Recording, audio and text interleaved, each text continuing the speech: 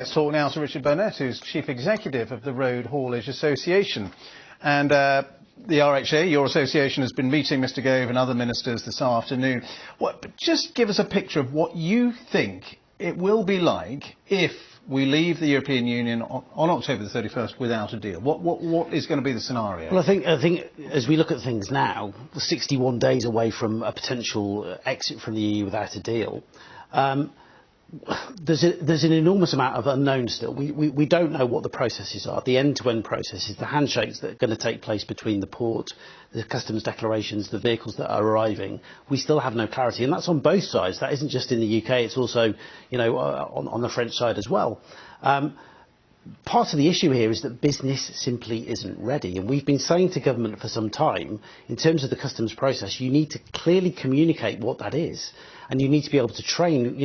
Over the last 30-40 years, we've lost a lot of the experience and knowledge and know-how of how to do these things, and we simply haven't got enough resource to do it now. So the concentration has to be on the customs process through HMRC, through the Treasury, to make sure that that's being dealt with properly.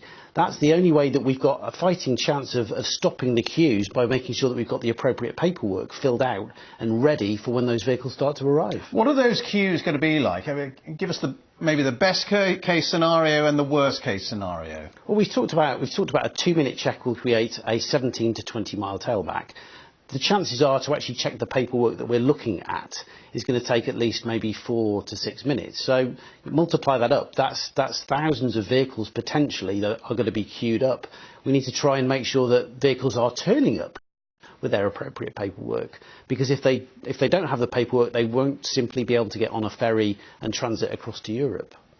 So that means delays for hours and hours for these truck drivers. What's that going to be like for them and for the cargo that they're carrying? Well, I think what you have to remember is, our industry is made up of small, medium-sized businesses. These are small businesses that make very little money.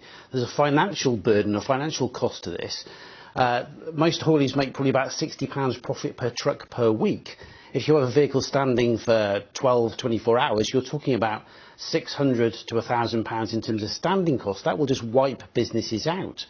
So we need to make sure that that's clearly understood by government, that there is support, financial support, for those hauliers that are likely to be tied up in those queues. But we need to focus on that customs process. It's going to be misery for hauliers. It's going to be misery for small businesses. What, in a nutshell, then, would you like the government to be doing in preparation for a no deal that it isn't doing now? Just give us your wish list of what you would like them to get on with doing. Well, so I've had some feedback from my team that have been there this afternoon, and they say that government are listening. They feel that Gove and Priti Patel and Grant Shapps have been listening to what they've been saying. The focus has to be on the customs process. The focus has to be on training, providing teams of people that are capable of training businesses and talking them through, educating them in terms of what that process needs to look like. And that's where the focus needs to be. If we're relying on a truck parking in Kent to deal with this problem, then we have seriously failed, I think, fundamentally. OK, Richard Burnett, Chief Executive of the Road Haulage Association. Many thanks for being with us. Thank you.